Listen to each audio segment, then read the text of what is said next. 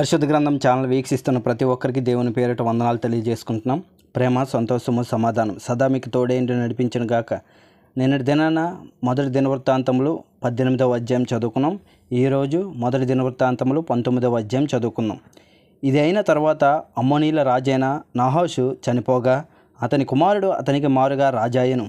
అప్పుడు దావీదు హనోను తండ్రి అయిన నాహాషు నా ఎడల దయ చూపించను కనుక నేను అతని కుమారుని ఎడల దయ చూపెదనని అనుకొని అతని తండ్రి నిమిత్తము అతని పరామర్శించుటకు దూతలను పంపెను. దావీదు సేవకులు హనోనును పరామర్శించుటకే అమ్మోనీల దేశమునకు వచ్చినప్పుడు అమ్మోనీయులు అధిపతులు హనోనుతో, నిన్ను పరామర్శించుటకే నీ యొద్దకు దావీదు దూతలను పంపుట నీ తండ్రిని గణపరచుటకే అని నీవు అనుకొనుచున్నావా?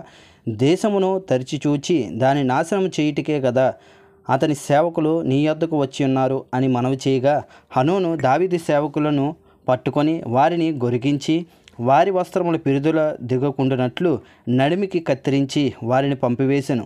ఆ మనుషులు ఇంటికి వచ్చి చుండగా కొందరు వచ్చి వారిని గూర్చిన వార్త దావీదునకు తెలియజేసిరి.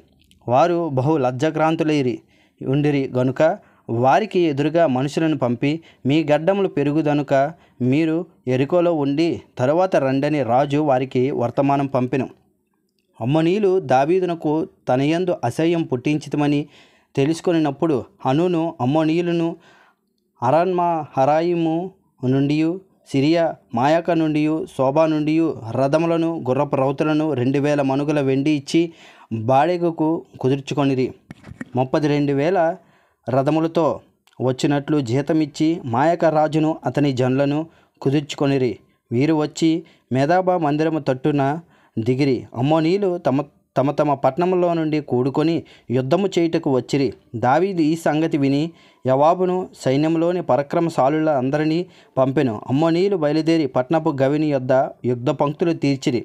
వచ్చిన రాజులు ప్రత్యేకంగా బయట భూమిలో యుద్ధమునకు సిద్ధంగా నిలిచిరి.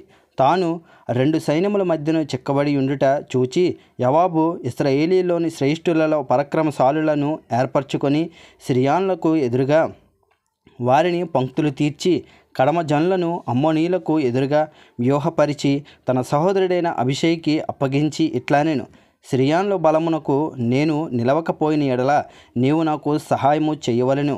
అమ్మోనీయుల బలమునకు నీవు నిలవకపోయిన ఎడల నేను నీకు సహాయము చేయుదును. ధైర్యము కలిగి యుండుము. మనము మన జనుల నిమిత్తమును మన దేవుని పట్టణముల నిమిత్తమును ధీరత్వము చూపుదుము. యెహోవా తన దృష్టికి ఏది మంచిదో దాన్ని చెయ్యునుగాక. ఆ ప్రకారం యోవాబును అతనితో కూడా నున్న జనమును సిరియానులతో యుద్ధము కలుపుటకై చెరపోగా వారు నిలవలేక అతని యొద్ద నుండి తిరిగి పారిపోయిరి. సిరియానులు తిరిగి పారిపోవుట అమ్మోనీయులు చూచినప్పుడు వారును అతని సహోదరుడైన అభిషేక్ ముందర నిలవలేక తిరిగి పారిపోయి పట్టణంలో చొచ్చిరి. యోవాబు మరలి యెరూషలేమునకు వచ్చెను. తాము ఇశ్రాయేలీయుల చేతిలో ఓడిపోతామని సిరియానులు తెలుసుకొనినప్పుడు వారు దూతలను పంపి ఏటి ఆవలి సిరియానులను పిలిపించుకొనిరి. హదదేజరు యొక్క సైన్యాధిపతి అయిన సోపాకు వారికి నాయకుడాయెను. దావీదు ఆ సంగతి తెలుసుకొని ఇశ్రాయేలీలందరినీ సమకూర్చి యొర్దాను దాటి వారికి ఎదురుపడి వారి ఎదుట సైన్యములను వ్యూహపరిచెను. దావీదు సిరియానులకు ఎదురుగా సైన్యములను పంక్తులు తీర్చినప్పుడు వారు అతనితో యుద్ధము చేసిరి. అయితే సిరియానులు ఇశ్రాయేలీల ఎదుట నిలవక తిరిగి పారిపోయిరి. దావీదు సిరియానులలో 7,000 రథికులను 40,000 కాల్బలములను హతము చేసి సైన్యాధిపతి అయిన సోపాకును చంపివేసెను.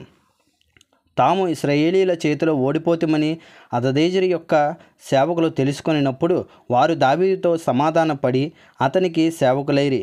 అంతటి నుండి సిరియానులు అమ్మోనీయులకు సహాయము చేయుటకు మనసు లేక యుండిరి. ఇంతటితో మొదటి దినవృత్తాంతములు 19వ అధ్యాయం పూర్తయింది. రేపటి దినాన మొదటి దినవృత్తాంతములు 20వ అధ్యాయం చదువుకుందాం. ప్రేమ, సంతోషము, సమాధానం సదా మీకు తోడేండి నడిపించునుగాక. ఆమెన్.